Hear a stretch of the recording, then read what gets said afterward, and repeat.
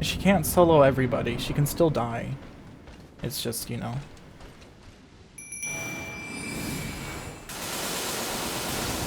There we go. Thank you for doing that right out of the gate. I wanted to see how that would perform.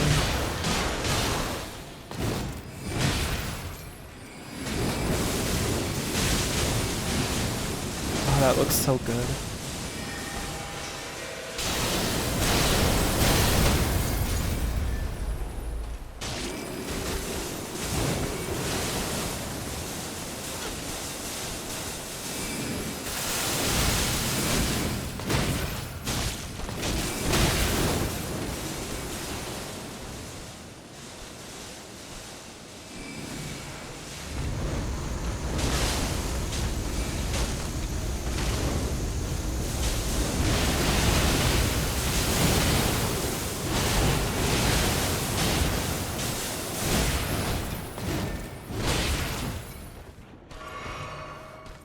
It's good to see that performance hasn't really suffered either. I mean, maybe on older systems there would be a bit of a lag if she goes for all of the fancy spells at once, but I mean, compared to Convergence, like there are some spells in Convergence that even this system is like, no.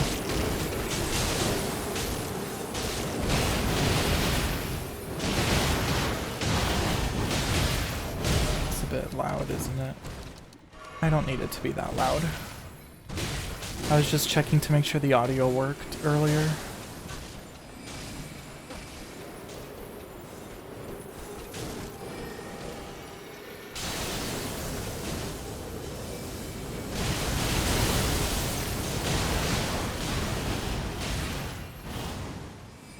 Alright, let me actually start fighting a little bit.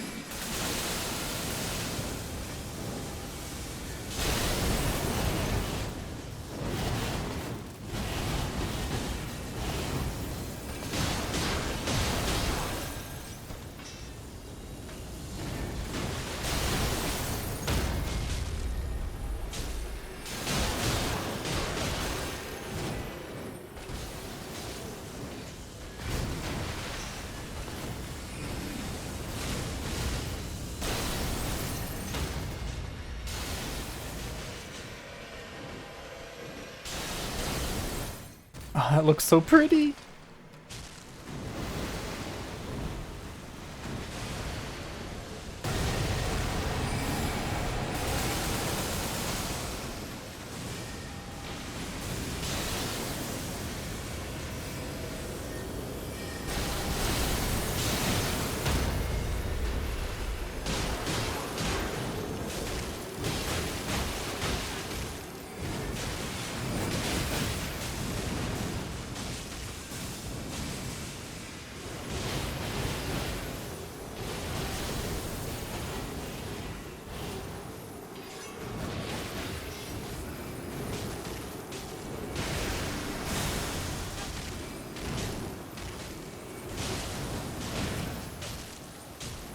I like where her damage is. You know, like I'm just letting her completely solo the bosses, so... Like clearly if I get involved then yeah, they can die quickly, but it's like, well, that's kind of the point. It's like, I really don't care. You can't please everybody, so it's like, as long as I'm happy with it, that's all that matters.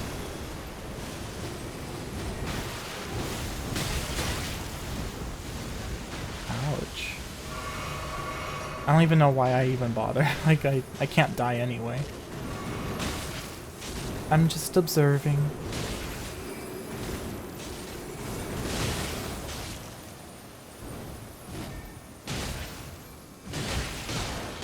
Yeah, and you can still be knocked out of that, so...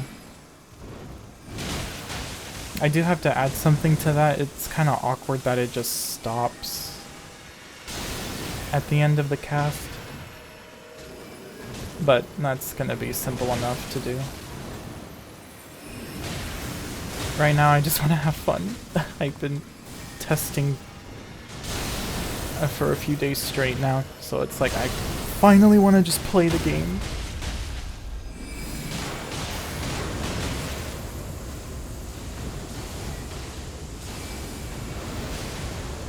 Ooh, 2 gates at once.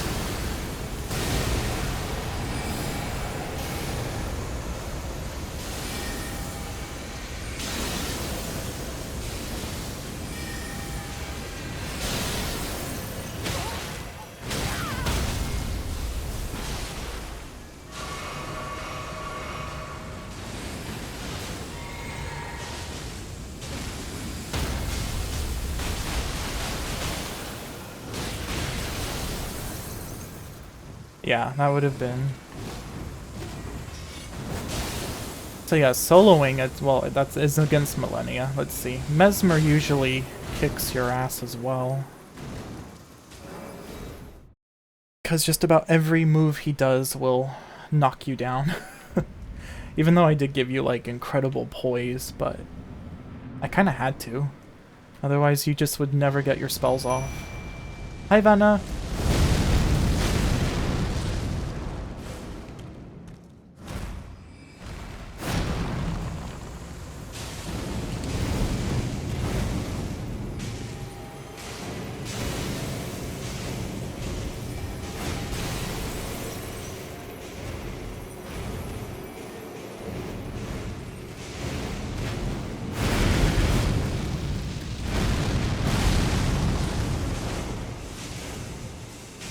You can hear me, right? I did remember to turn my microphone off, and I haven't just been talking to myself for the past however long I've been streaming.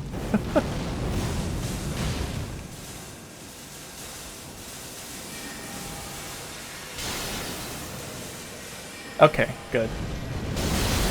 That's like my constant worry. I mean, I can always just check, but you know, still. Oh, it's going great. Now I'm just playtesting the few spells I've done so far. Yup. I love them so much. They're great.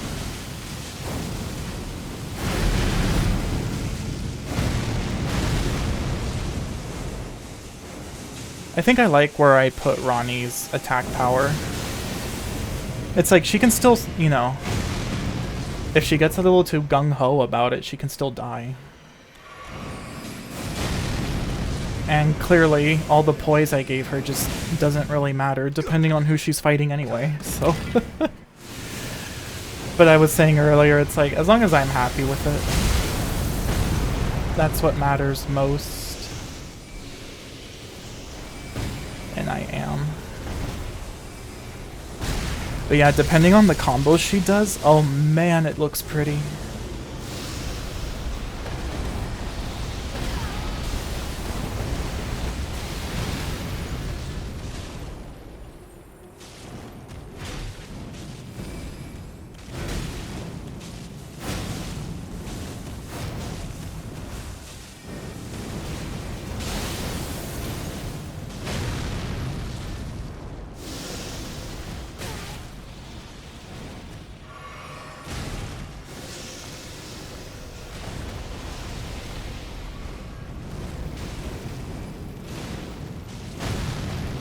Yep, can still be knocked out of that.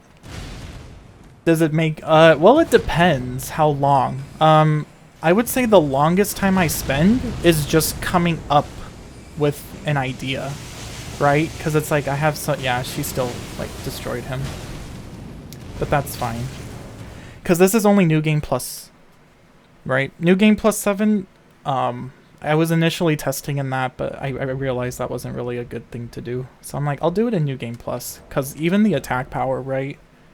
I basically am super high level, so, you know, when you get these spells at the beginning, I mean, as it is, I gave them pretty high requirements, so, like Ariella's Wish, for example, 80 int, but for good reason. And you can't really see how much mana. I guess I should. Well, I'm not really attacking the enemies right now. But yeah, I mean, kind of depends, like, how complex of an idea I want to go for. But I would say usually about... once I have the idea, it did take me about a couple days in the beginning, but only because I wasn't very comfortable or familiar with bullet editing or how to alter where the bullets are called during a casting animation. I didn't know at the time that you could go into, what is it, DS Anim, I think it's called. It's a software. So I just noticed that a few days ago, because honestly, I don't know where people say there's so much support for Elden Ring modding. It's like, no, there's a lot of information for Elden Ring modding. The support just depends on whether you caught a decent person in a good mood on a good day.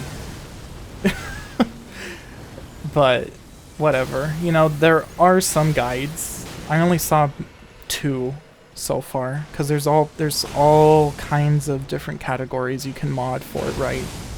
I've mainly just been sticking with spells with just a little surface touch on animations only for the casting component.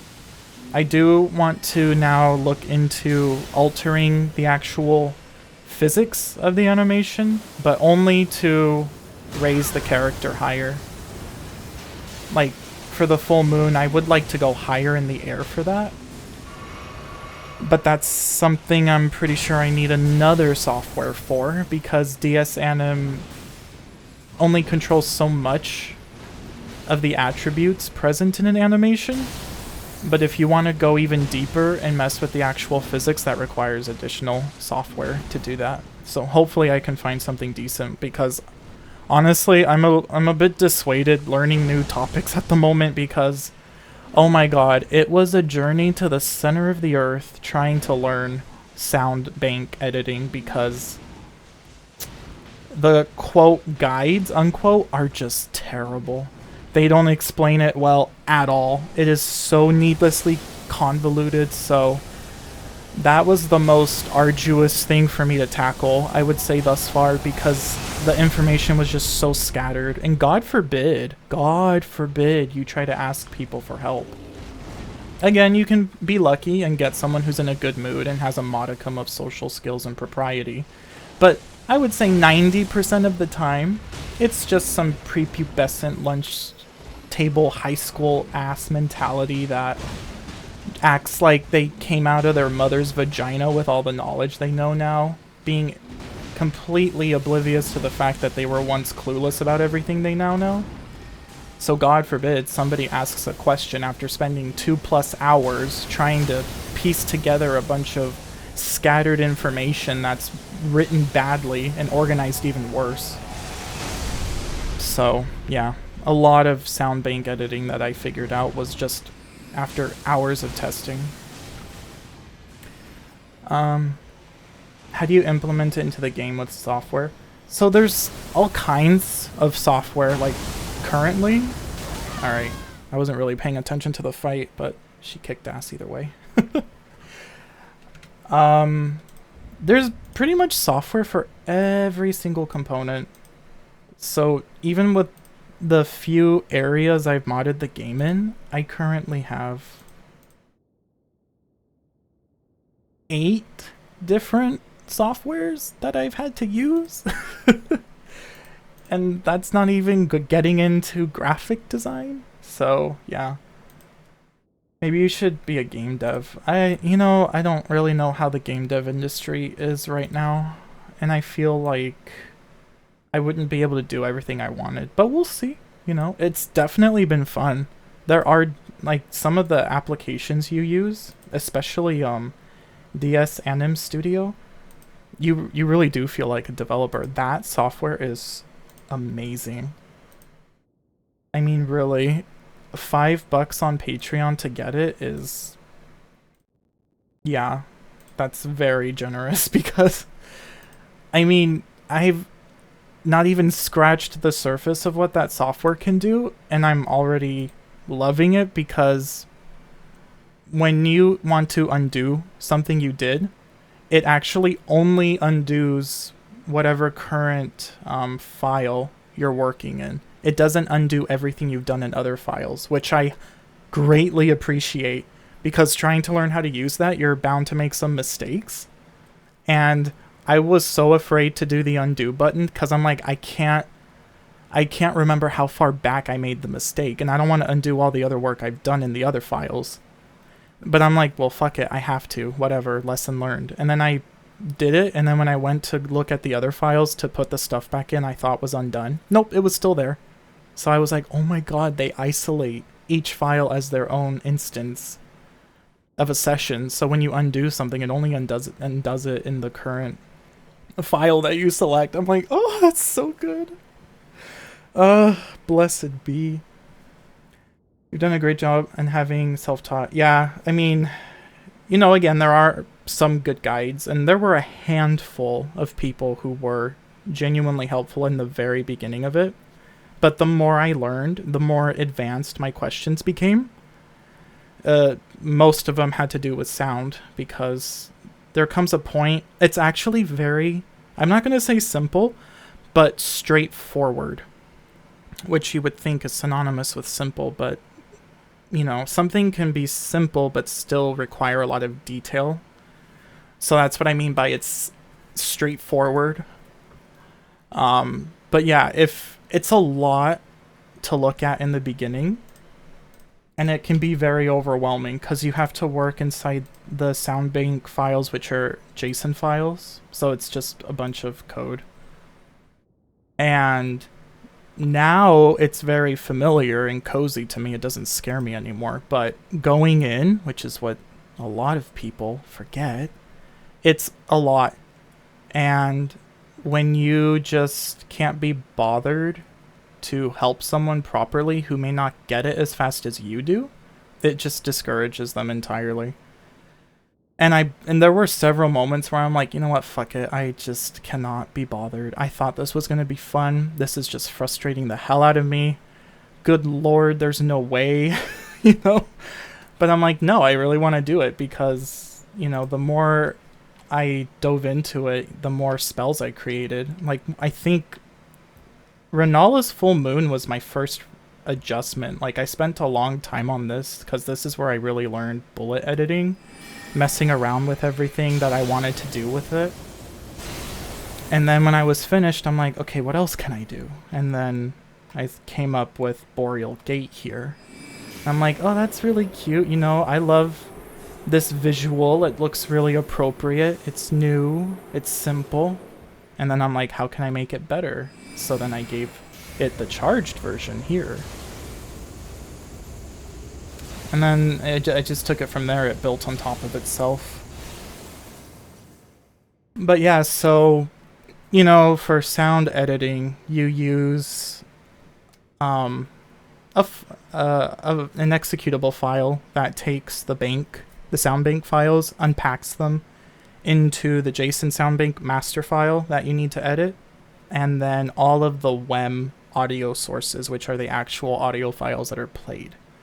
And so how it works is that there's a lot of sounds already loaded into main, which is always loaded with the player. Torrents sound bank is also loaded with the player. There are some arguments as to whether you should even be editing stuff in torrents file, but honestly, trying to add everything in main is a pain in my ass. That thing is 4 million plus lines of code. So just trying to open it and search for something can take me literally a minute just to search for something. And then having to repack it into a bank file can take anywhere from 3 to 5 minutes. And that's on this computer.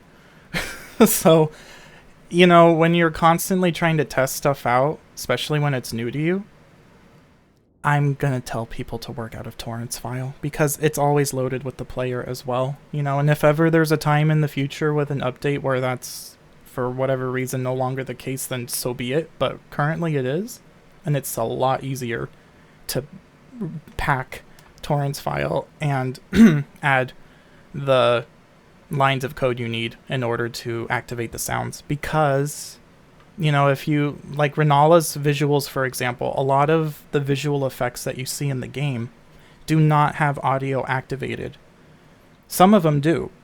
A lot of them don't. Like everything I used here aside from the frozen needle projectile, none of it had sound. So I had to find the effects. It's like FXR. Those are the file names for the visuals that you see. And then you have to go into their file, unpack it with Witchy, which is another software that you use a lot, just to unpack files to begin with. And then you have to go inside that XML file and append an Action 75 line in order to flag that effects visual file as enabled, or just to enable audio for it. So what I do is I just copy the effectser file and give it a unique ID name, because I still want to have the muted version. Because if you alter the original, then when you fight the NPC or the boss or anything that you took it from, everything was designed the way it was designed on purpose. So a lot of boss visuals do not have audio because the audio is called from their character rather than from the effect itself. So if I go into the effects file and I then add sound to it, I'm going to double over on that audio. And depending on how many visuals I took from one boss and I decide to use them all during the boss fight, it's going to be hectic and chaotic. And so that's something I just figured out on my own. And I went and looked around inside of the SFX loose file that all of these visuals are stored in. And I noticed that really what makes them up is just the actual effectser file. And then there's a reference list. And that reference list file, I imagine, is what contains other file names that direct it to where the actual visuals are stored. Because these effectser files don't really store the graphics themselves. They just store the commands that tell the graphics how to behave. That's what it appears to be. This is mostly stuff that I just had to observe because, again, God forbid you ask questions and someone's not in a, ecstatic mood or something. So that's just kind of how it works. The audio and the visuals are separate and you have to connect them. And so you connect them, really it's in both, but I would say it really matters in the JSON file. Because in the effectser, all you have to do is just add that Action 75 line. And it just flags that effect as active or valid to have a sound be attached to it, or be called, however you want to define that. And then it's the JSON file in the sound bank that actually connects the sound to the visual, I would say. Because there's a string in the event object that has to be formatted in a specific way that matches the ID name. For visual effects, it's always been 3 leading zeros and then the effect ID with an S as the beginning character. Because it's like play_S and then the 9-digit number with 3 leading zeros. And the S denotes that it's going to call a sound for a SFX, or a visual with sound. And then if it's a C, that means it's called, the audio workflow is assigned to the character model, which is a good amount of visuals are only having audio because it's being called from the character. And then V stands for voice lines, but I haven't even touched that. That's for people who want to add custom voice acting inside the game. So I'm sure the process for that's similar, but I wouldn't know because I didn't investigate it. But yeah, I mean, overall, audio workflow and sound bank editing, as far as everything I've done, right? Just getting certain sounds to play for your spells, or even if the sounds already exist, like they did for Renala's Moon, and you just have to activate it to be valid for the player, it's pretty straightforward. But you need to know how the workflow operates, which is something the guides did a terrible job at. Like, just awful. And then the people even worse. But yeah, it's pretty interesting. It's cool knowing how everything works, because like Rellana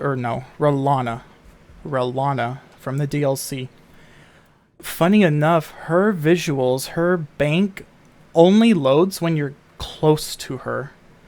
Other times, if I'm just in the general area, it usually loads it, but for her, I had to be basically in that chamber, because even when I teleported myself to Castle Ensis, her visuals and audio were not working when I was testing it, before adding it to main, of course.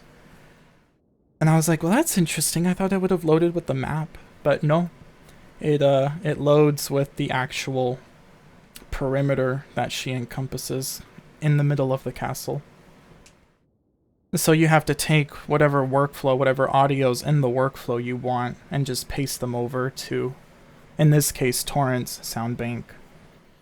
And then her visuals as well. That's how I was able to assign Aurelia's Wishes visuals to it.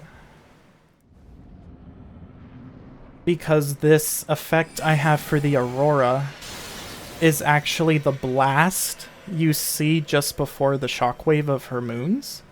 So it's the light that shows up from the shockwave. And then of course when they come back down,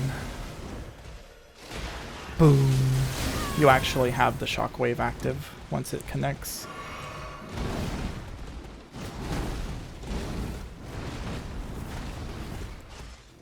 But sure, let me fight you now. Let's see how the attack power is for me.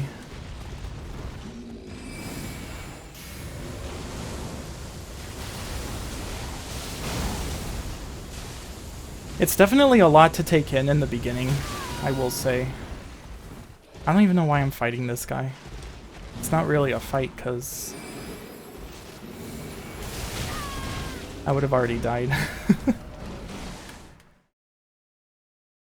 But yeah, no, it's super fun. I think, like, the last thing I've learned so far, which has actually been really important, is I finally know what the hell these ref IDs point to in the magic parameter. Because every animation, for a spell anyway, has 3 IDs dedicated to assigning effects during the casting animation.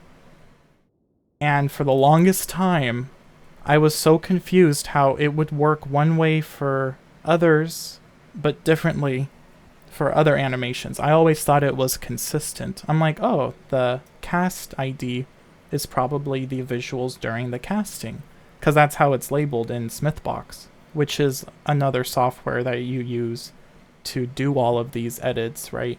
Smithbox is like the central hub of doing a lot of these mods, because that's what controls how everything operates. Those are the bullets. The bullets are what contain the actual structure of the spells. So it's really just a container that you modify to call visual effects. You know, you call special effects that control the type of bullet it would be. So a special effect could be frostbite. It controls the status effects. It controls even buffs that you can put on yourself. It's a whole array of things. So that's what a special effect is. It's just things of that nature. And then there's the attack parameter that you specify in the bullet. That's what's responsible for telling the attack or the bullet that hits the enemies how much damage to do. And then even how much stagger damage. So you can specify if you want it to be a minimal stagger, a large stagger, knock them on their ass, all that good stuff. And plenty of other things, but this is what I mainly use it for. I mainly go into attack parameter just to set the attack power and the, you know, a few other variables that determine the actual attack power of that hitbox. Bullet? Yeah. All the bullets. But it's pretty fun. So anyway, going back to my first point, I was reading the names because for the most part, Smithbox labels the variables and even has question marks next to all of them to kind of help you know what the variables do.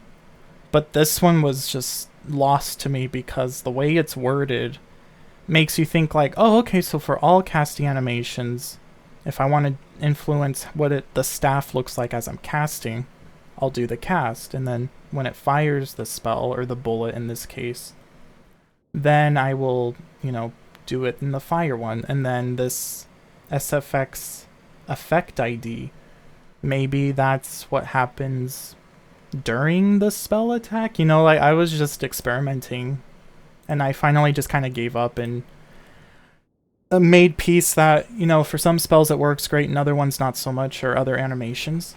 And then when you load up DS Anim Studio, there is a track type that actually specifies where you can place those 3 casting animation IDs. And that's what made me able to have the staff light up this way and do that cute little effect, because I put the cast ID toward the very beginning of this animation here. So that's the cast. And then I still wanted it to have that charge effect. So then I put... What did I use for that one? I made that the fire ID. Because in DS Anim, the cast ID is type 0, or I think ref 1? Maybe it's ref 0. Either way, it's a track type that only has 3 values. So you just choose which ID you want to point to in Smithbox, and then you place it anywhere you want during the animation.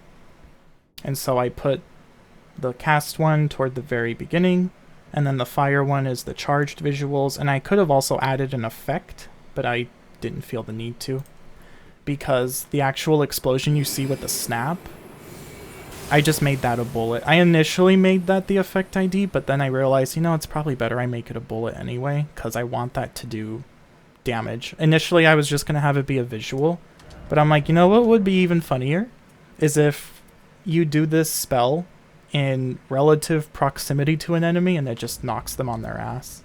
And that's exactly what it does.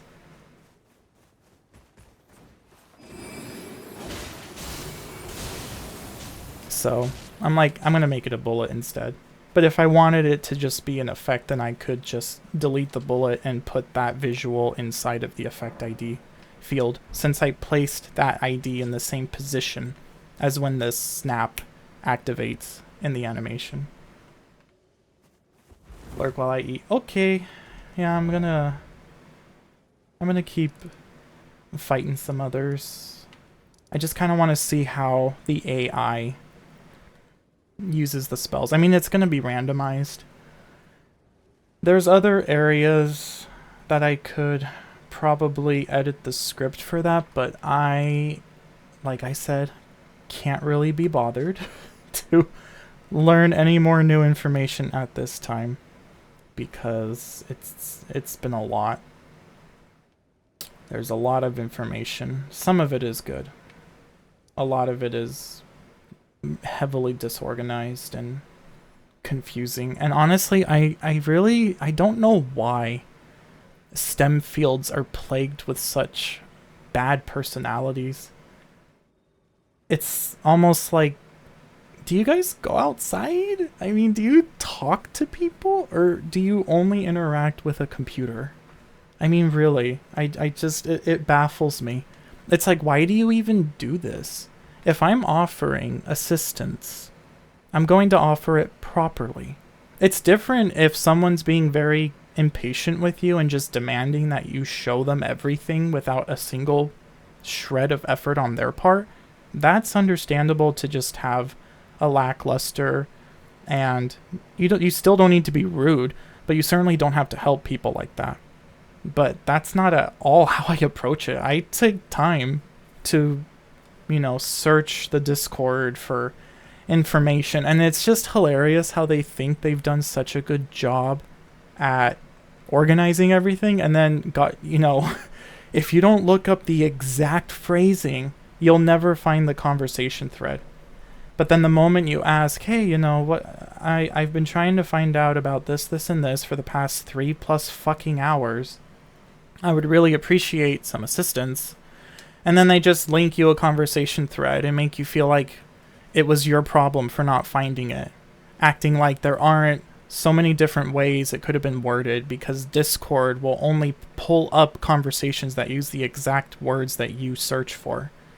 So when you're trying to search for how to manipulate sounds, for example, there's so many different phrases you can use that would be relevant to that.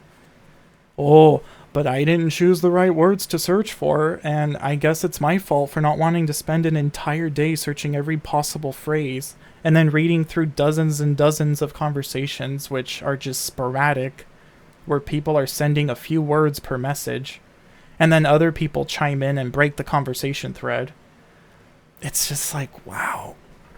And then there are so-called guides where maybe half of them are actually good, and the rest are still worded badly and have this freaking immature energy to them where they're like, I'm not gonna cover this here, there's guides for that. And then they don't even link you to the guides they're claiming are available for it.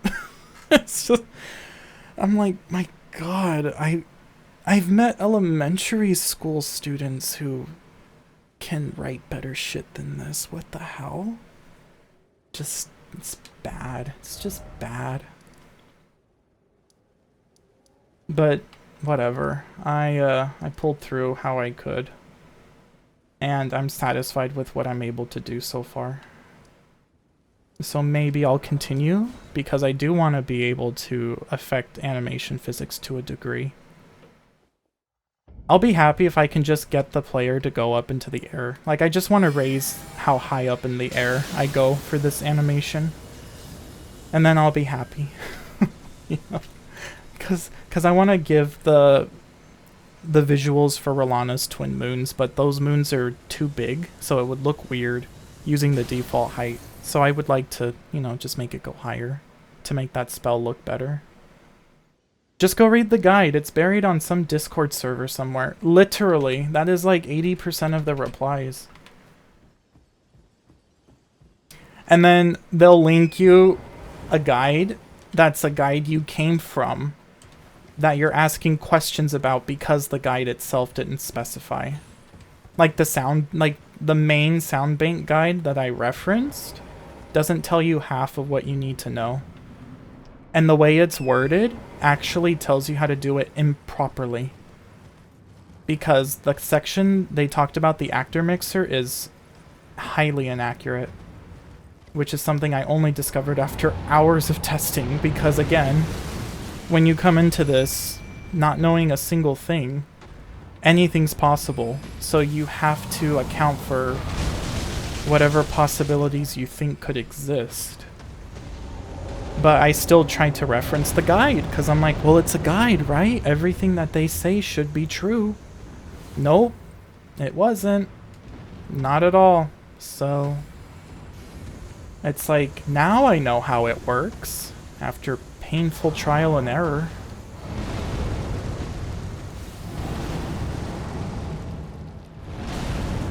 But my biggest criticism with any of those Discord servers, the question mark server name question mark being the main one, of course, for modding, is that people just act like they popped out of their mother's vagina learning everything, or knowing everything that they've learned, forgetting that once upon a time they too were clueless about the things that they're comfortable with now. But they act like they've known it forever, and that any idiot can learn it in 2 seconds. And it's like, no. And even less so when it's taught in a very bad way. Because like soundbank editing, again, as far as what I do with it, very straightforward. If you explain it well. If you don't explain it well, then it's a nightmare.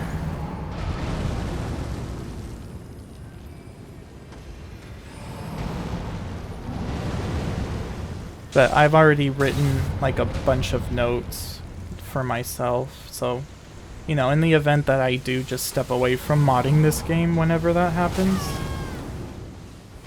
and I decide to pick it back up, I won't have to freaking start from ground zero all over again. I can just reference my notes.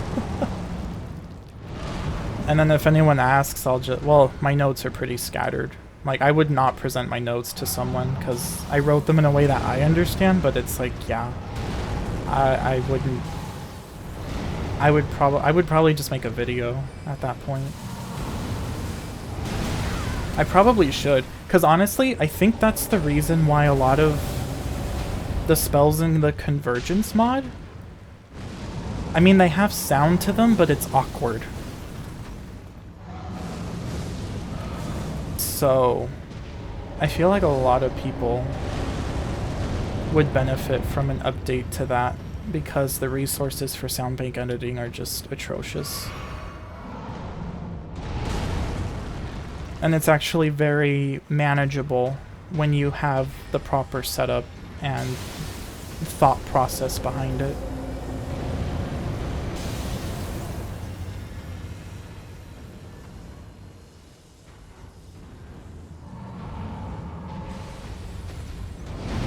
Yeah, her damage is fine.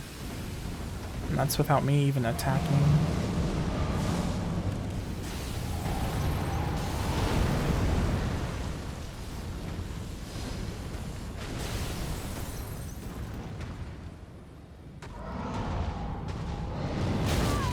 Man, I'm getting rusty. I've just been... For the past, like, 3 weeks, I've just been in absolute god mode, so I haven't even needed to dodge anything when I test stuff. I've forgotten how to play the game!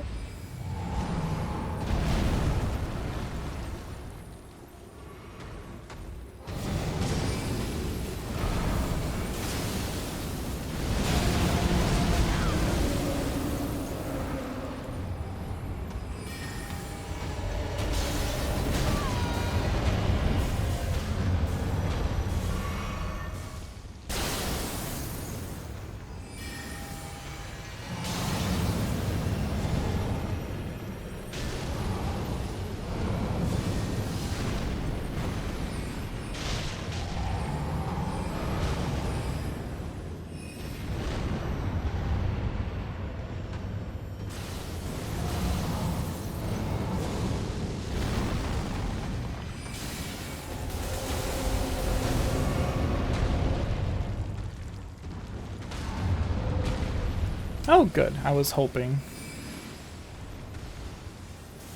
Actually, yeah. Against you, I'm curious. Because again, this spell is best used against large enemies like this. Okay, well, if you move. It was hilarious when I first tested this against Bale without nerfing it. Oh my god, I did like 14k damage initially.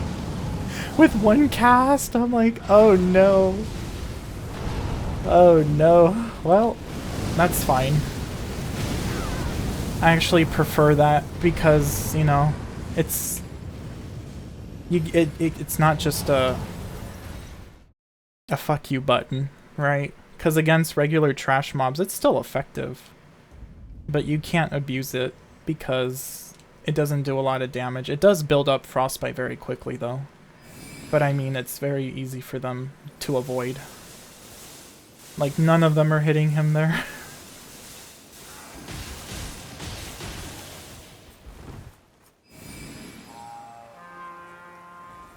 But yeah, I'm gonna have to add some animation sounds to that cast because that looks kind of awkward. I love the little cloud visual, it just needs a sound to accompany it.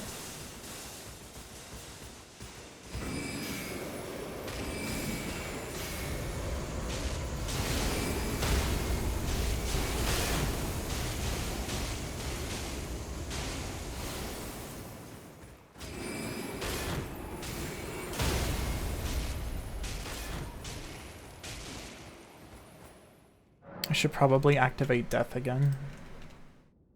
Because now I just kind of want to go through the area. Oh, I need to activate that script because I can't summon here normally. I need to learn how to activate that. I feel like it's a simple change in the buddy param. Or maybe I remember seeing something. I think it's a parameter that you can edit where it just activates or extends the range of the summoning monuments. by a lot. Because I just want to summon anywhere I want. But for now, I will just use the script in the Hexington cheat table, because that's just easier.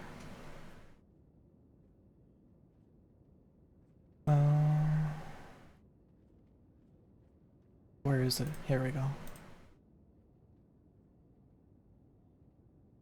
Okay, Rani, let's go through the relic tree together. Yes, let's do it. It would be really cool if I could learn how to actually make pretty icons, but if I can't find decent guides for it, I'm honestly just gonna deal with it being a cookbook or something. Because, I mean, honestly, even when I do, you know, spell swap in normal gameplay, I hardly look at the actual icon. I mean, the icon definitely helps, right? But I already kind of know my loadout. So for me specifically, the image doesn't really matter. It's just mainly there for aesthetics, but I love my spells so much that I want to give them the proper love they deserve. And that includes even with their icon design. But it, you know, from the few things I skimmed when I was beginning to look into that, it looks like a pain in the ass. So we'll see how that goes.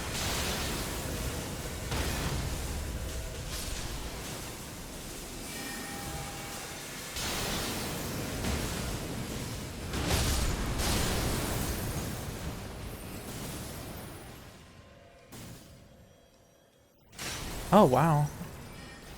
I thought it got... Oh. Wow, you're really going for that, aren't you?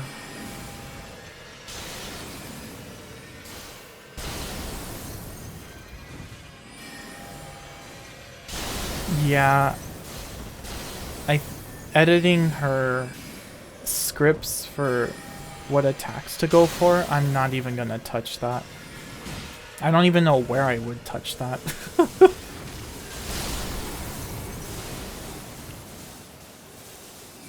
Because I have seen people edit the battle AI for these NPC summons that they create, which is cool. It would be nice to learn how to do that. But another part of me also enjoys just the chaotic nature of the vanilla AI in the battle, because, you know, obviously sometimes the AI just does crap, like she'll punch enemies for whatever reason, because she doesn't have another weapon in her left hand, I guess. But part of me kind of enjoys that, because it tickles me that she'll unleash all these powerful ass spells and then decide to punch the enemy for 10 damage. So it's not the biggest deal in the world to me to just keep the vanilla AI. It's funny.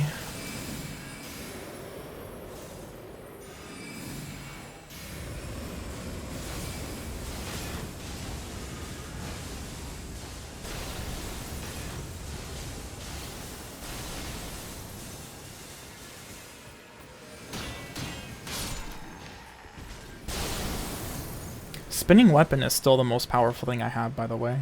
And that's just vanilla. I didn't touch anything about spinning weapon.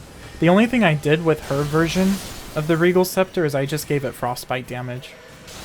That's it.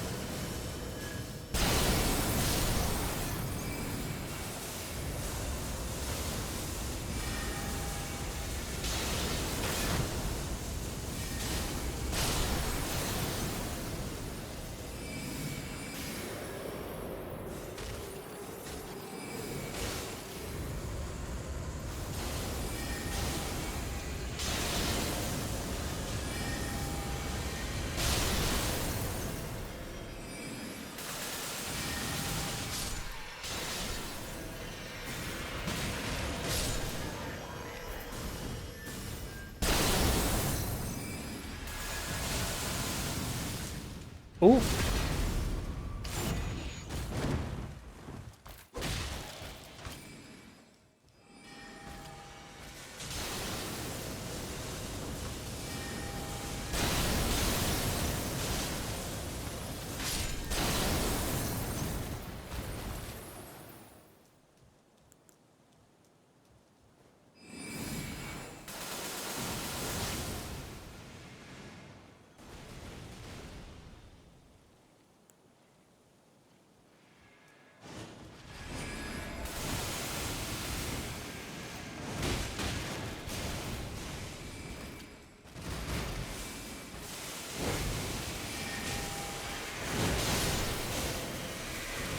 Oh boy, that's gonna be an explosion.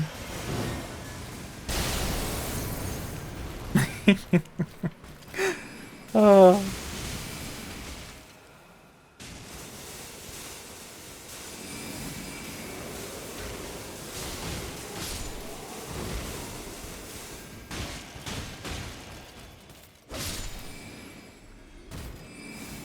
Whack, whack, whack. Yeah, come toward the gate.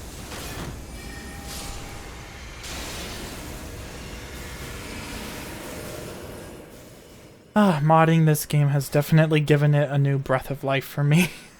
It's great. It's like, yay, I can make spells that I want now. Wow, you just really go for that.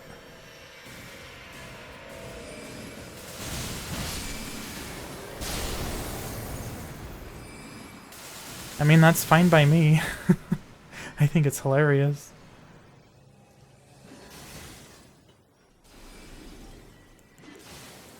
Wait, let me just do this.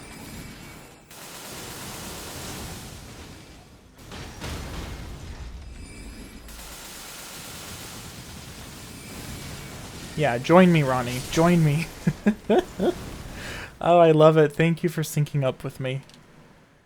Dude, like, when I'm finally kind of done with her, because I'm not quite done yet, right? There's a few more things I gotta do, like adding a more lasting sound effect for that.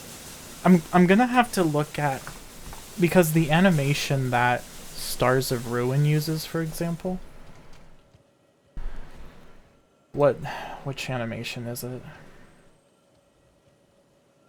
107. So that would be 507 in DS Anim because it's offset by 400. So I think it'd be better if I just altered that one rather than just create a whole new animation just to affect that. But I'll see how it works out. It would be nice if I gave it like a little pop.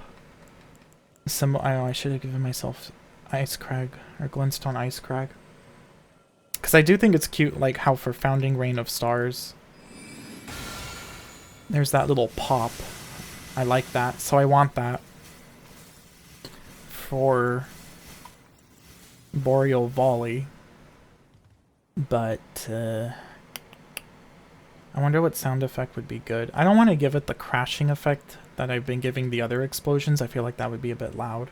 Maybe just like the impact sound of Glintstone Ice Crag would be fine for that. And then visually, I'm not too sure. I do like the little clouds, so I think I would use up all three, because I think that's what Founding Reign of Stars does, right? Let me look at it. Oh shit. No.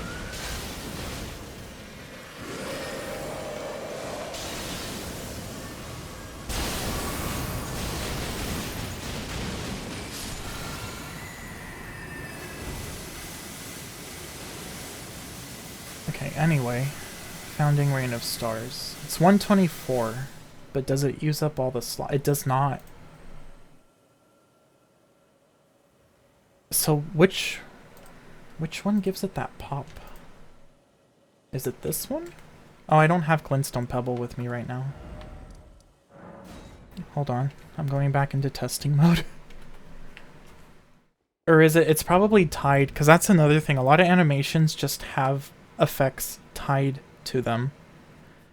Which I can understand why they did that, but at the same time, at least for the casting animations of the staff purely, I don't know, it made it a bit confusing. Made it a lot confusing in Smithbox, trying to relate the two together. Yeah, the pop. So, Glintstone Pebble, where are you? I need to see what's going on.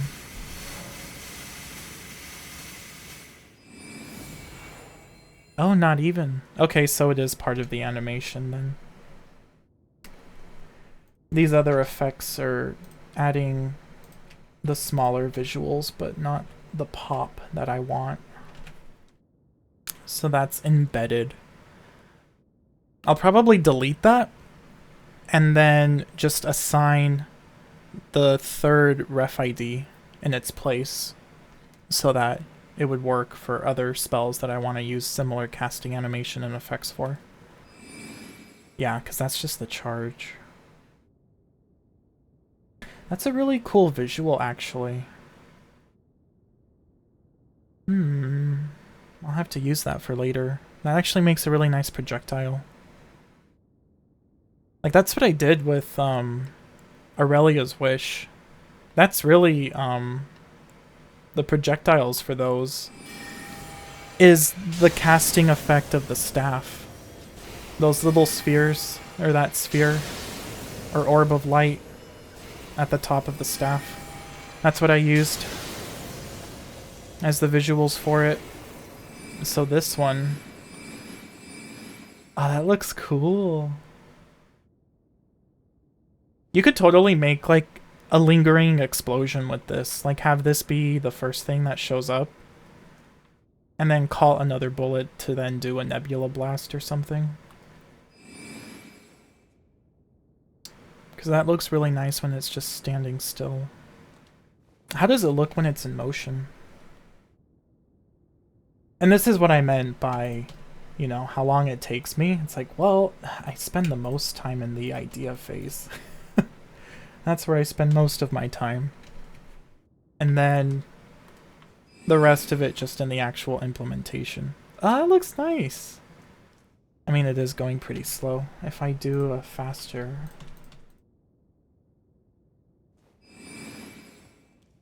That's cute. I like that, actually.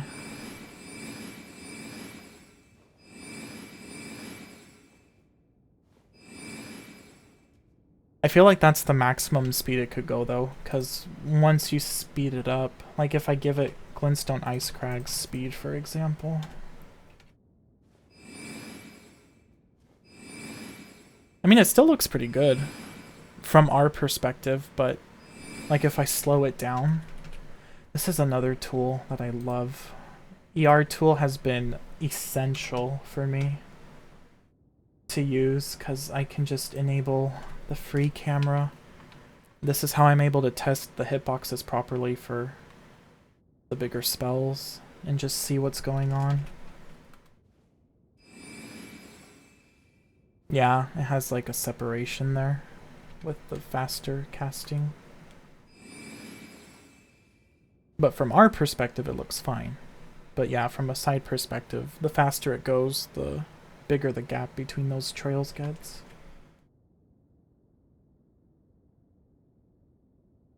Alright, let me set the game speed back to regular.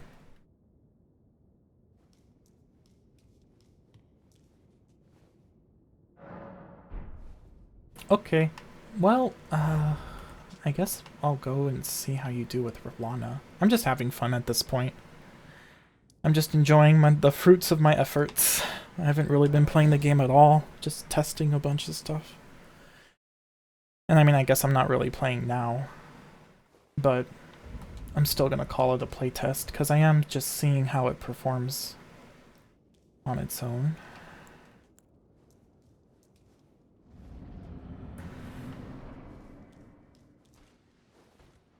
Because I feel like the damage is fair when we use it, because again, I'm already at 80 intelligence, and this is only New Game Plus, so New Game Plus 7 will be interesting to see. Like, once I finalize everything, I'm gonna go into New Game Plus 7, see how it does.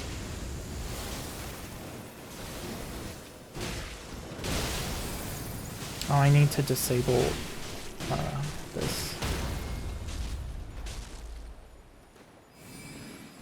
I don't want to kill the bosses, I just want to see.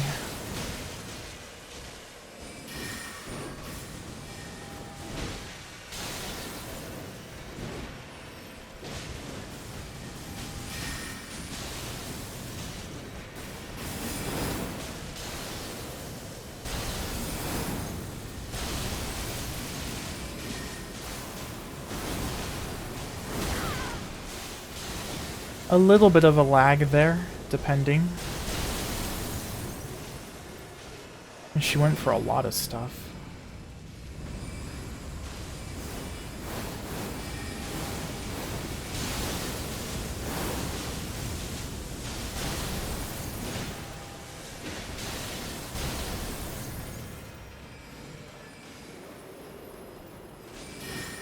I mean, I do have a bunch of other stuff open too, so... Well, not a bunch, but Smithbox uses up a lot of memory when you use it, so... It would probably still lag though, because that's just a game thing. All the effects it has to process. That's why I didn't go too crazy with the volley. And who knows, I may remove it from her. But probably not. I mean, it's still cool. And when used against bigger enemies, that's where it really shines. But maybe I'll just keep that for myself. And not give it to her. Like, she's definitely keeping that. Freaking love that. Ugh. It's so fancy. Oh dear.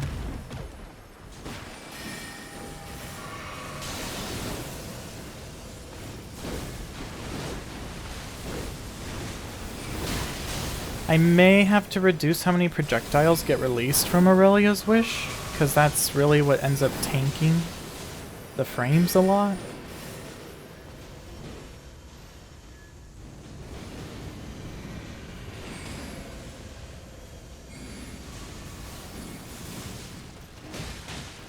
But, I mean, it's really only when it's coupled with the other Frost sorceries, because on its own it doesn't really do a lot. And if I just look at it... Oh, here. I shouldn't be testing this during a battle.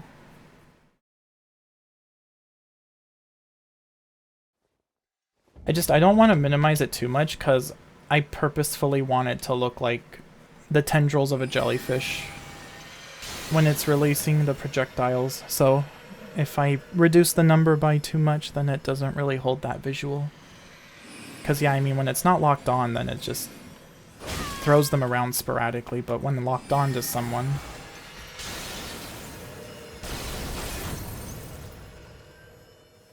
I just love that it looks like a jellyfish.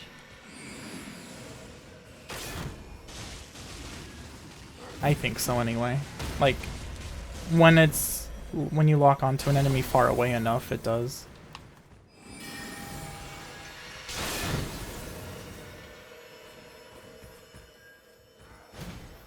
But I mean, most of the time you're not even going to be looking up at it, but still. The principle of the matter is still there.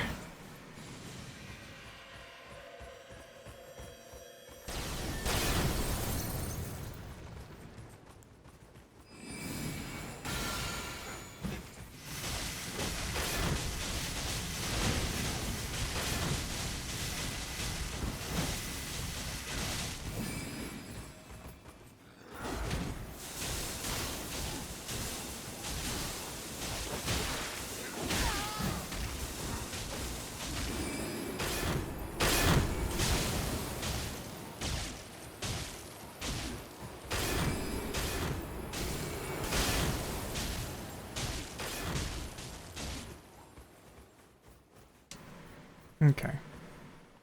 Yeah, I'll probably reduce it by a little bit. Because, I mean, it doesn't even really give off that many. Maybe I'll just increase the frequency of the emitter. Or reduce it, in this case.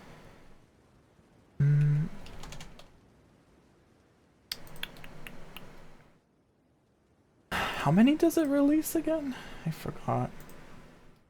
20. Maybe I'll just reduce it to 16 and increase the emitter interval to a second minimal. We'll see. I won't do that right now though. Here. Let me just go to Radon here. See how you do with him. This is where I really had to nerf the Boreal Volley because it would just destroy his health bar, which was satisfying for me personally because I can't stand him. But yeah, I'm like, nah, that's just too busted even for me. No. So, oh well, that's just gonna be its weakness against regular mobs. I mean, it still staggers, but you don't use it for the damage. You use it for frostbite and then for bigger enemies, of course. It's a dragon killer, basically.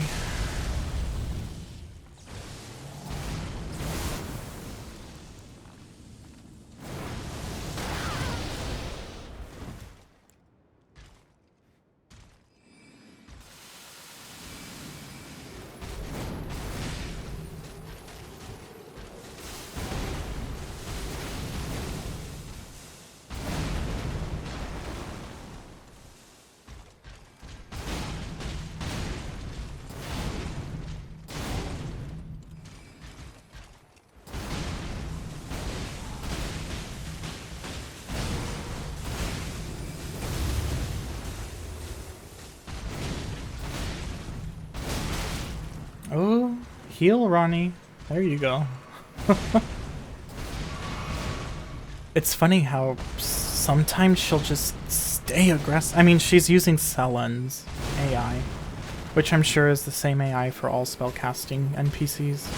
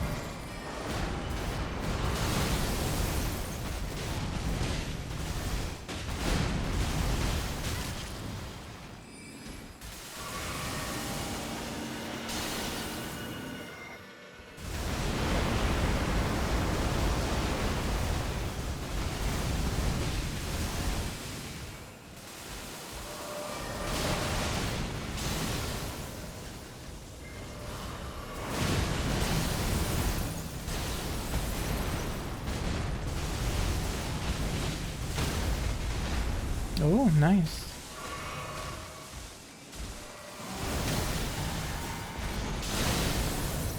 Oh, you avoided the grab with the moon. Cool.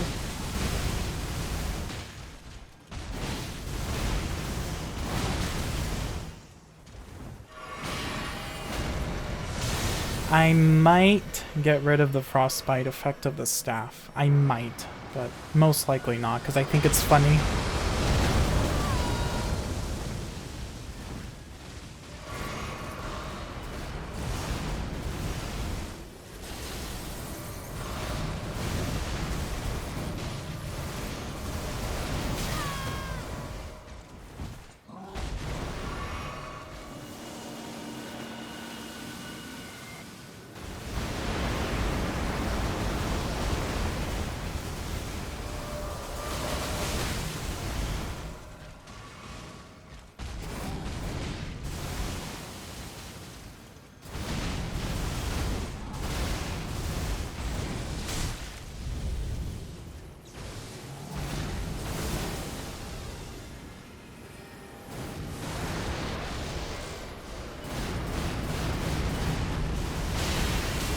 That looked cool, the timing of the release.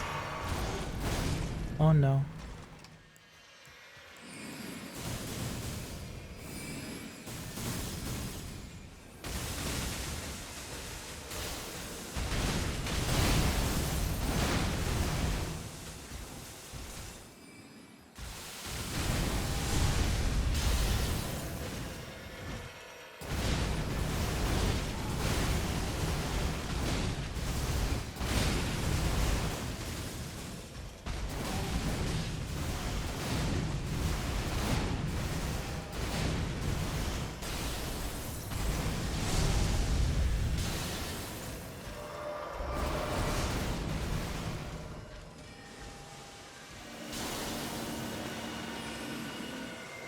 Oh boy, yeah. I mean, that attack always... Okay, not too bad. Again, on this system.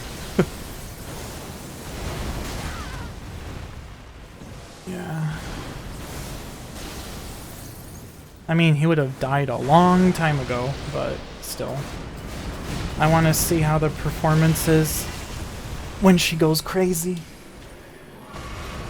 Probably not too much I could do, aside from just removing the spell, which I'm not gonna do.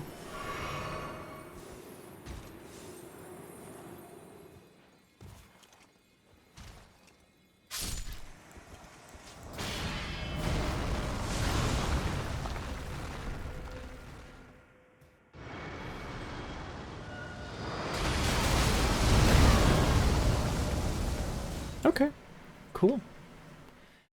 Who else? Who else would be interesting? Oh! This boss. Which, I really shouldn't use the term boss. This encounter. Yeah. Because you do a lot of interruptions, so let's see.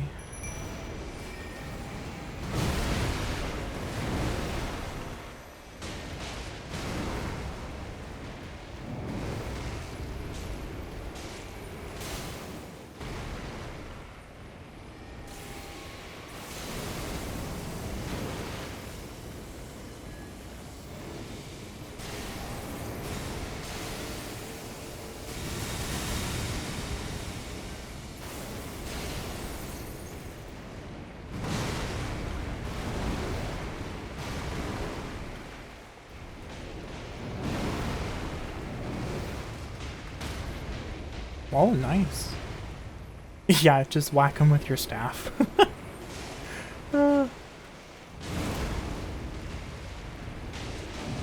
Just beat the poor mother with only your staff. That's all you gotta do.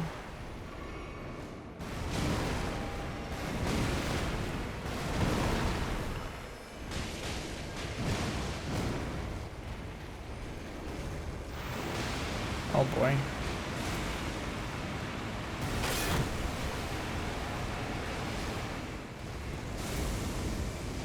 To this day, I still don't know how to properly dodge this beam.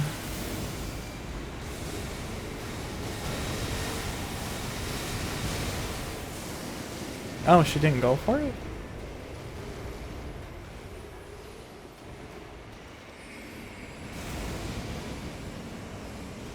Oh, that looks cool with the visuals.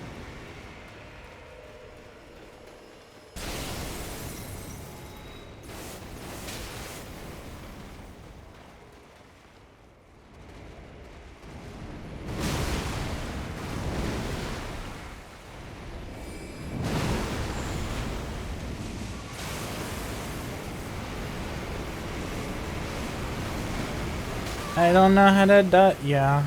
I could look at the hitbox for it specifically and see what all's going on, but meh.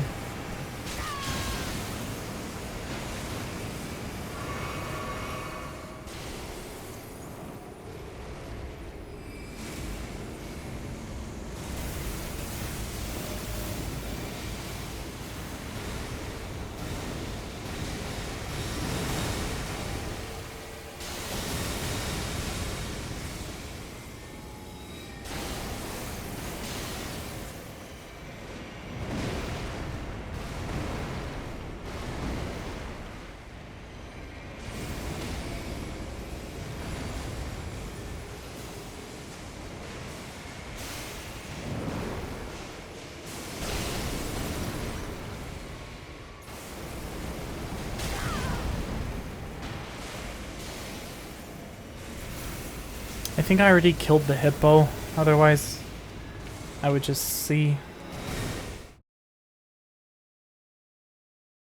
Actually, no, I never killed it. What I did is I just activated all the Sites of Grace, which I guess just got rid of him by default, which is unfortunate.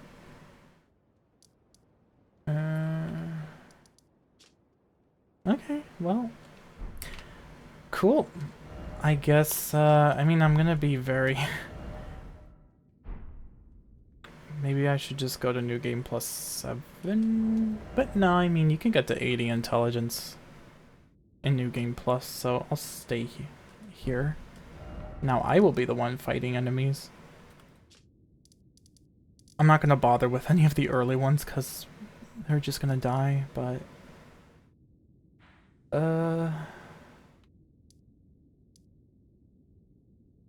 Is this gonna take me to Morgott or Godfrey? Which one? Godfrey. Yeah, that's fine. I prefer that, actually.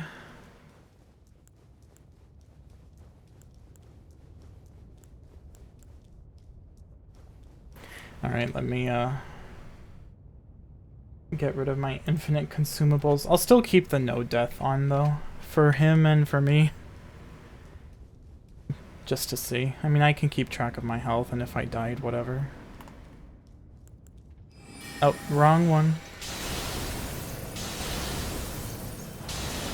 So, let's just toss you out. Get Frostbite going on you.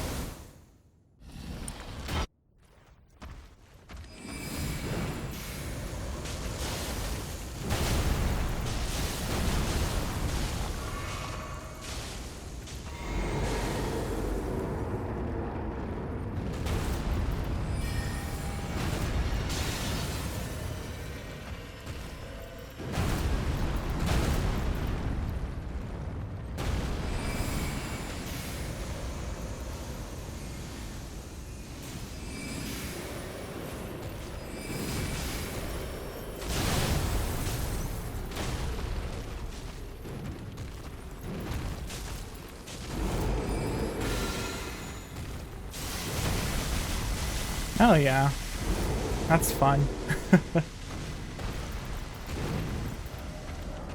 Okay, I think I can just load into Radigan's fight arena.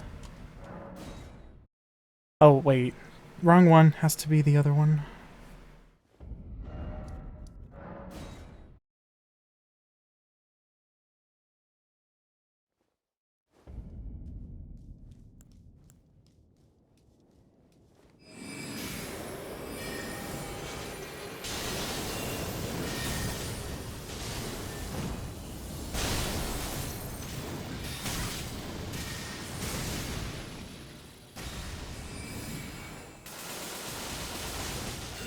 Oh, yeah, well you couldn't parry that.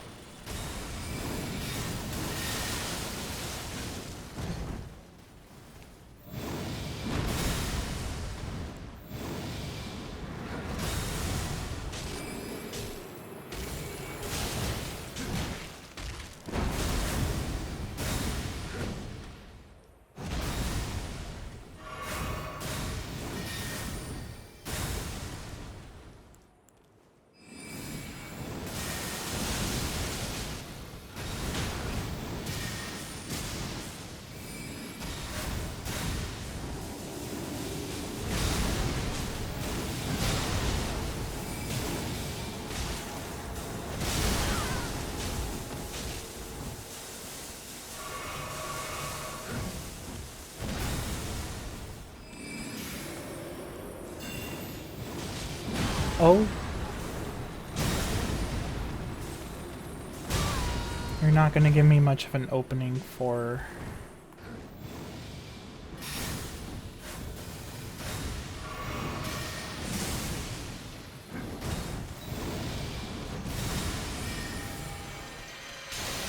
Oh, interesting. What got me... Oh, it was the roots. That's odd. Well, it still worked. Oh dear.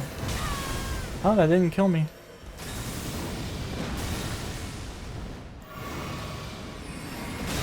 Not worth it.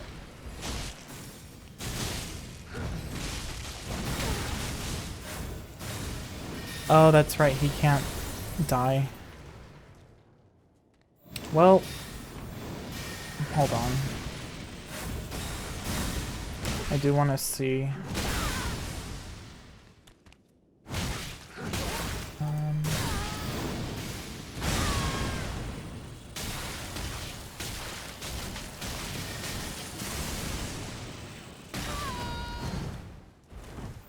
Die.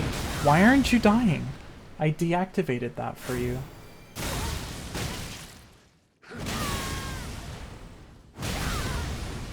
Okay.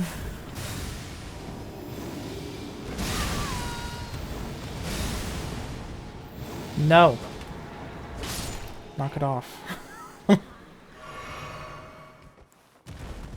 don't even know why. I treat like I enjoy fighting Elden beasts.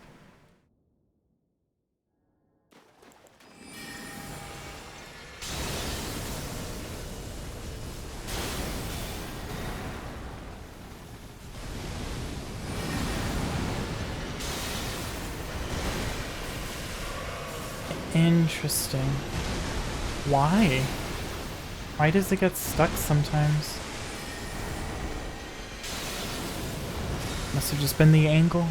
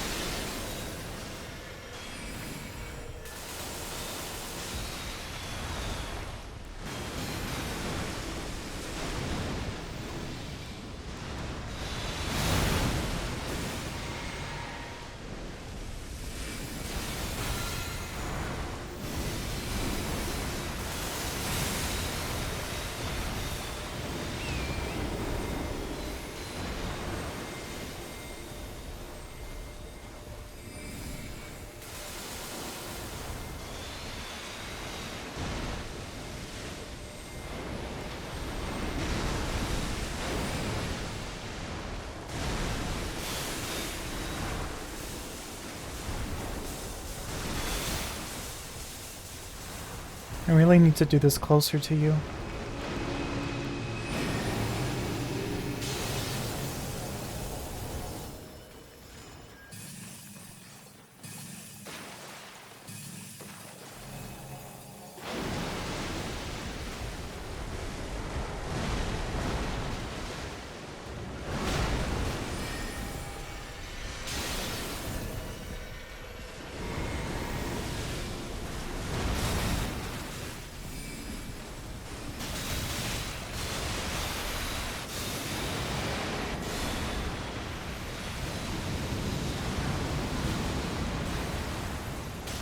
Oh, I didn't actually want to kill you, though.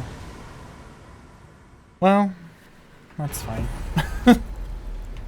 Alright, pretty good. Pretty good.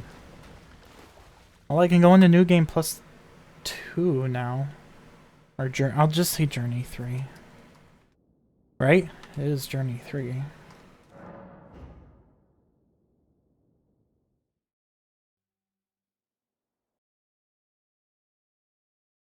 Yeah. Okay.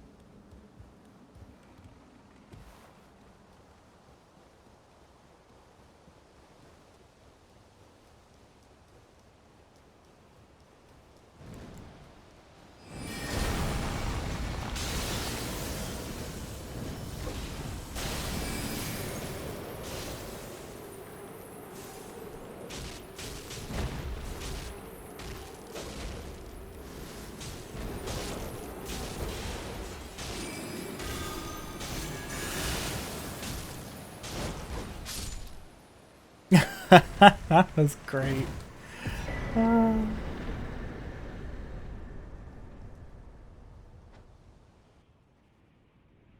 Oh, I can't die, right.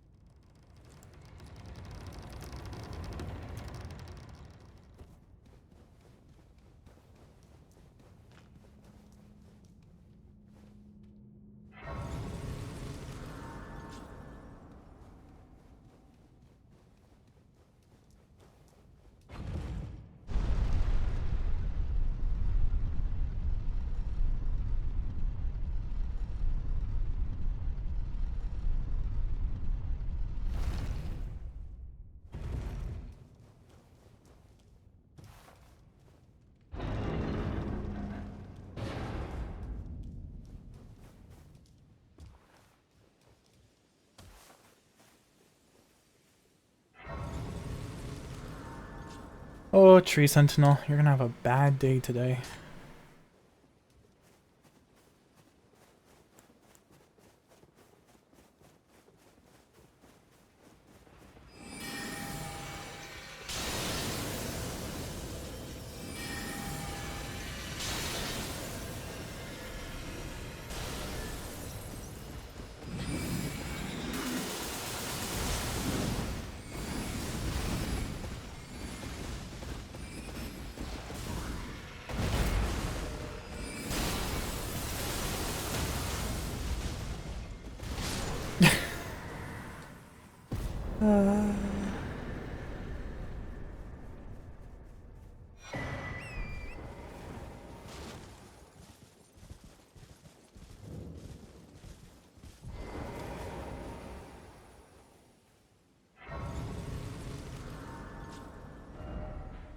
Oh, here I can't really. I'm not gonna go through it all over again. Let me just get the graces again. Thank you. And the DLC ones. Oh, I think I also have to activate the map for it. DLC maps. Yeah. Sure.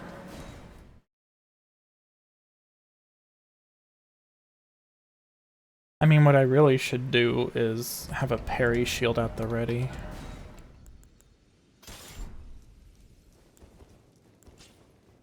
Just to give myself more openings.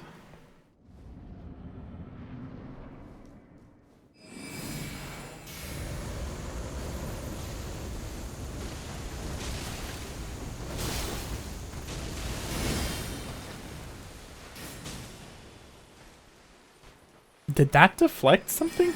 I didn't know that would...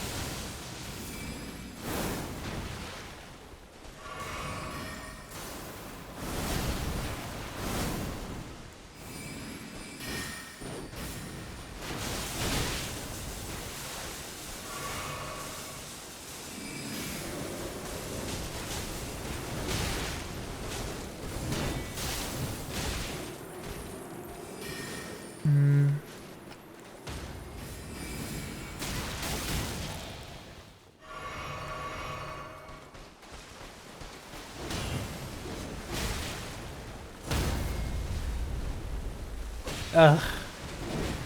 It's been a while since I fought you. Rather than just watching Ronnie fight you.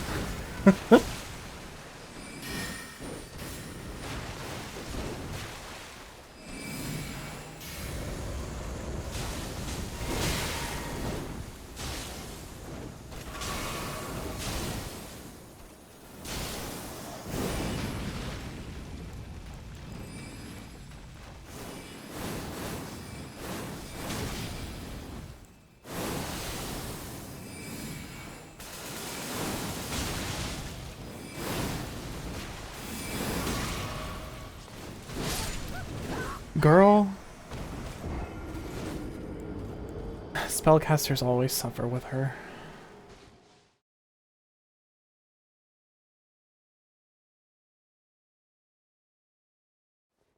As awkward as it looks, I'll just keep the shield in my left hand.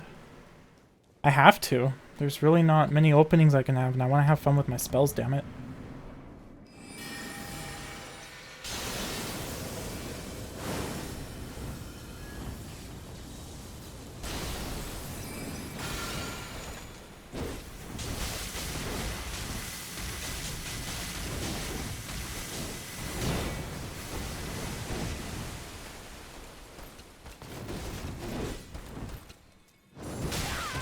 Way too early.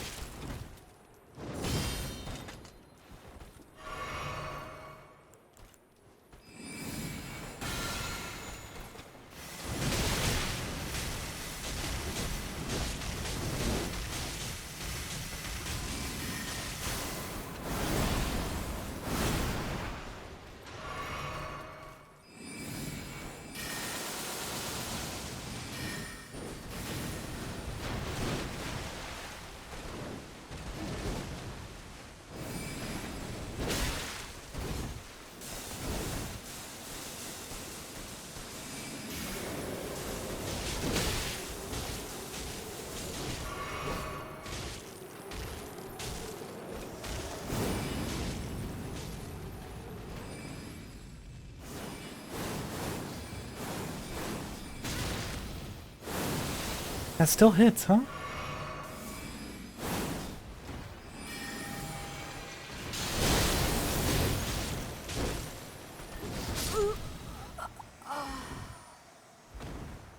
Yeah, this is why I don't really like fighting Rolana as a spellcaster, because it's like I can't really have fun with my spells. I kind of just have to use the same ones that are quick enough.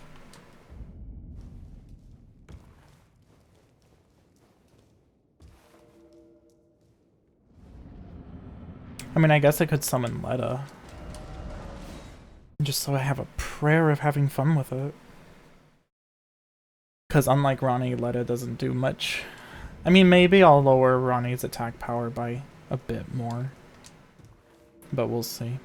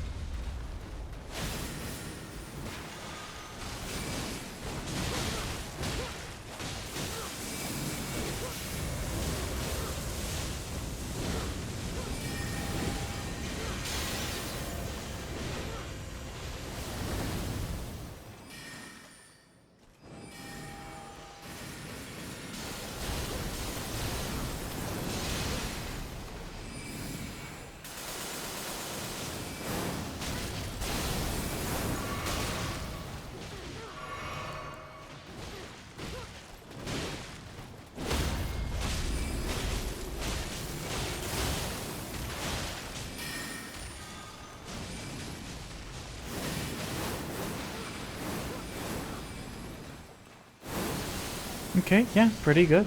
Of course. Wait, what? Oh, no! Well, whatever. I can just revive her later. Yeah, thanks, Letta.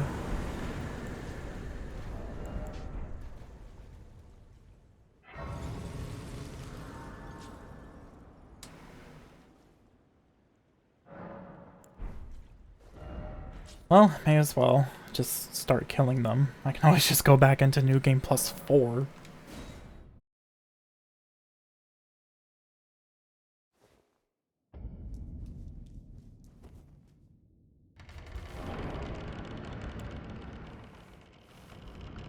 Mesmer's another one that you don't really have a lot of time to do much.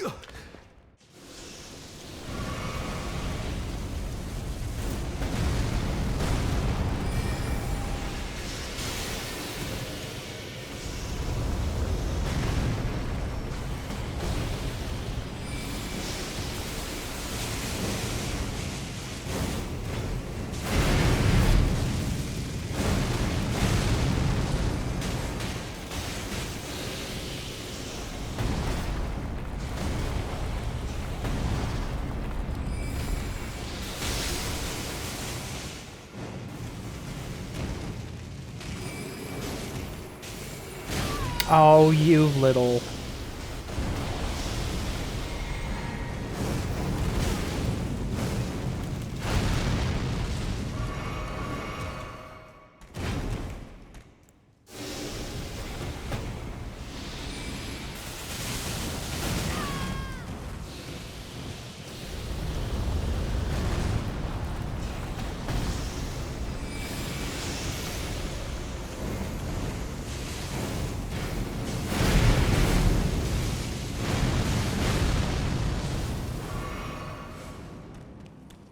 Nah, get away from me.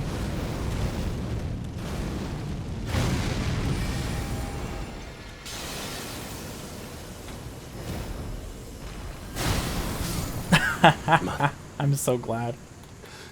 America, a curse upon me.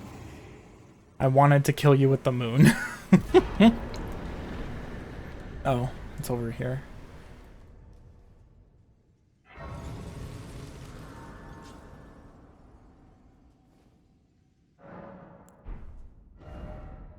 Yeah, sorry about that, horn scent. Not really, though, because you suck. Well, fighting you sucks. Ooh, Fight Club, though. They're still gonna hit hard, because it's like, I'm still wearing mage clothes. So, not the best defenses.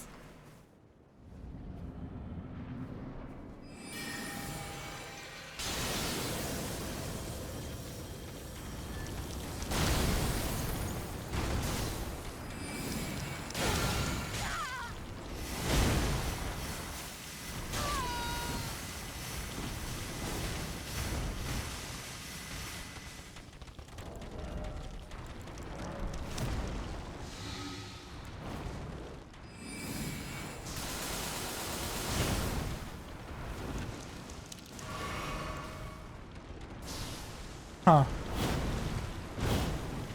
Hold on. Okay. I thought her sounds were all of a sudden not working.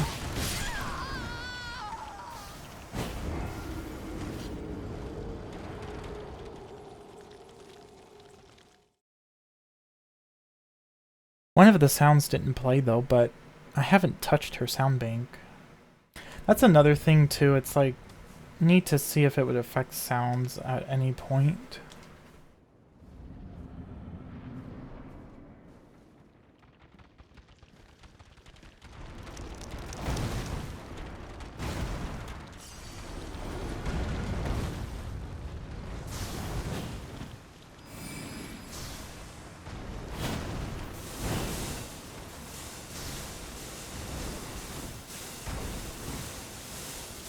Huh. Wait a minute. Isn't there supposed...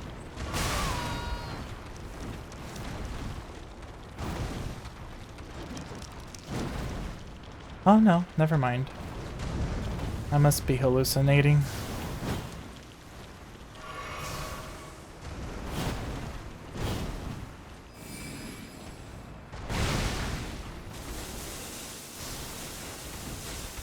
No, that definitely...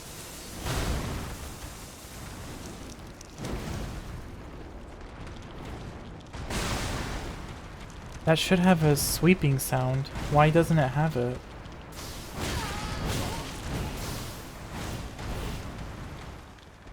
Oh, maybe it doesn't. I'm gonna have to load up. No, that sounds there.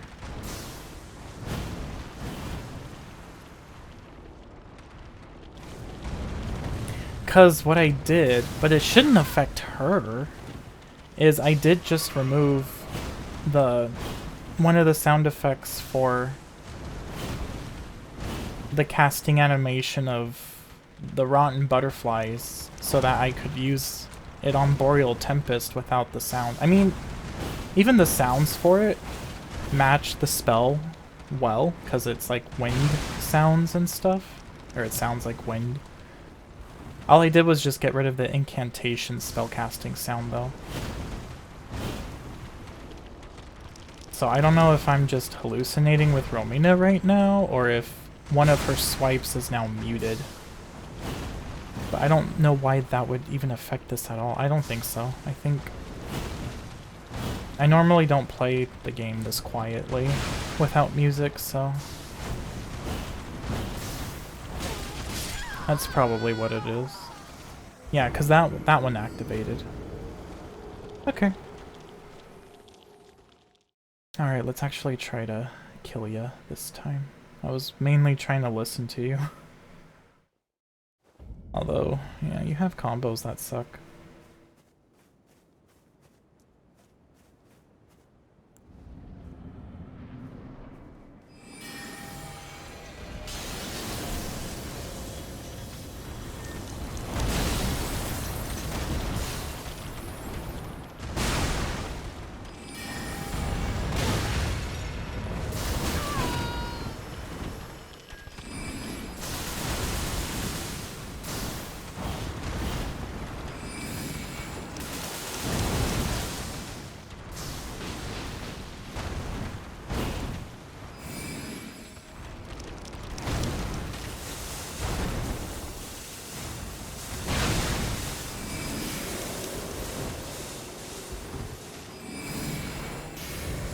Okay, that... Her stagger sound didn't play.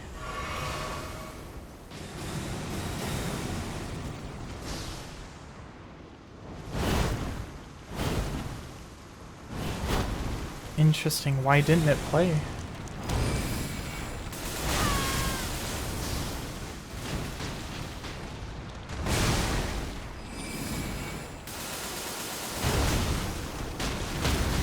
There we go. Okay. So... I didn't disable it somehow, even though it's like I haven't touched your sound bank.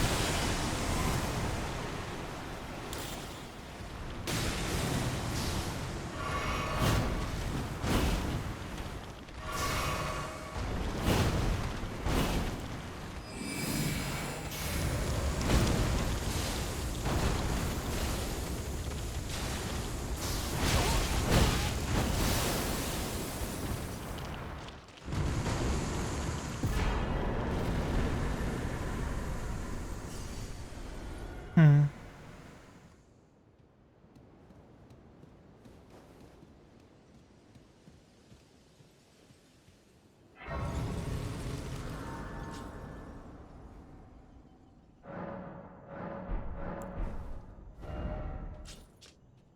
Has it been like that for all? I mean, I'm usually listening to music when fighting, so... Like, I don't have anything playing, I'm just hearing the gameplay. Well, here, let's say I have a good old millennia then. Hmm.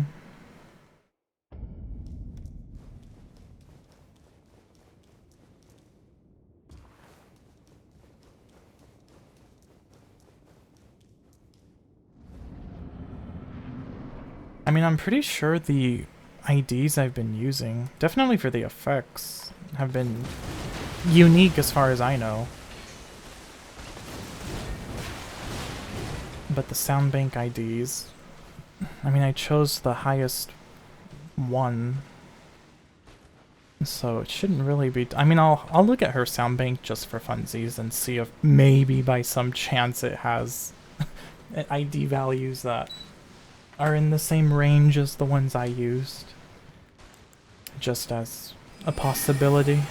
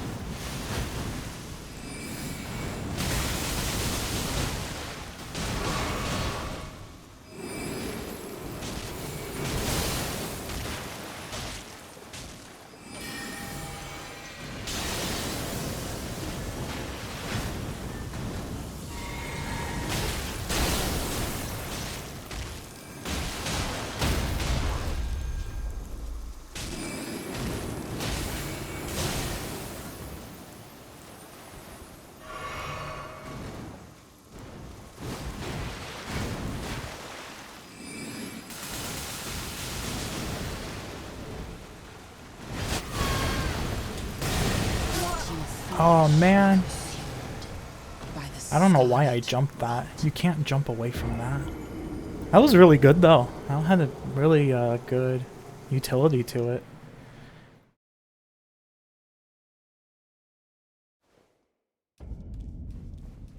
I'm pretty much satisfied with that. If I didn't jump that last one, it would have been easy kill.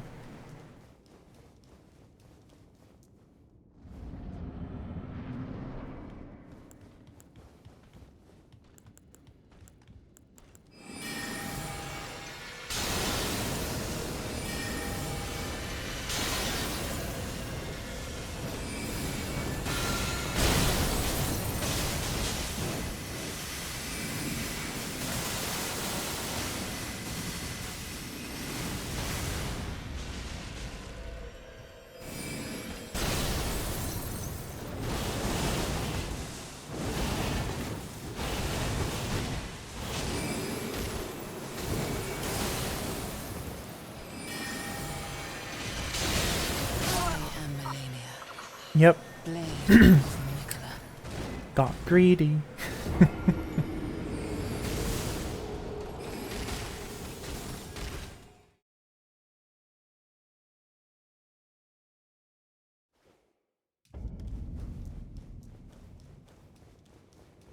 Should probably remove Rolana's Twin Moons. I'm not really using it, and it's getting in the way of me going to Ariela's Wish. Or Aurelia's Wish.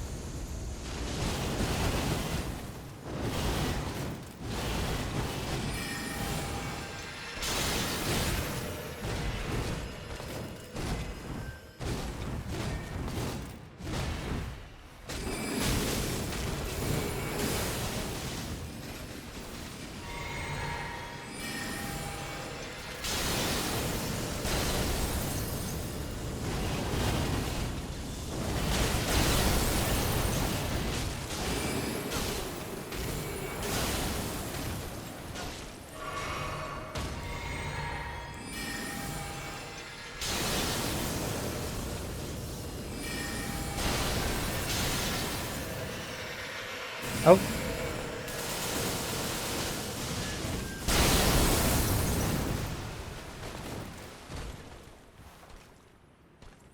Can I throw something at you? I just want to kill you with a pot or something.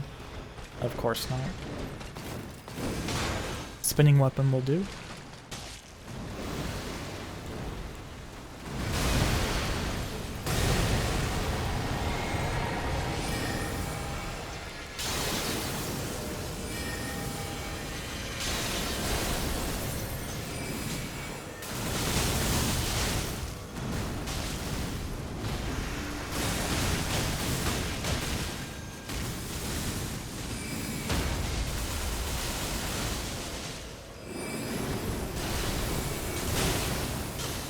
Oh my god, that was lucky.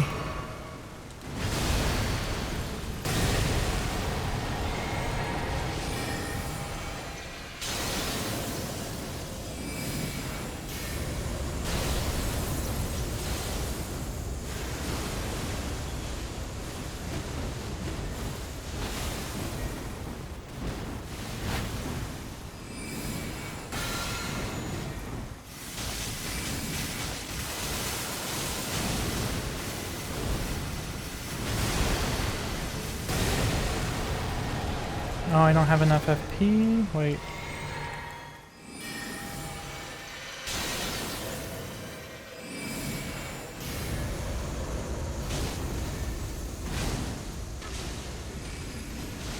Your strength. Extraordinary. The mark of a true lord.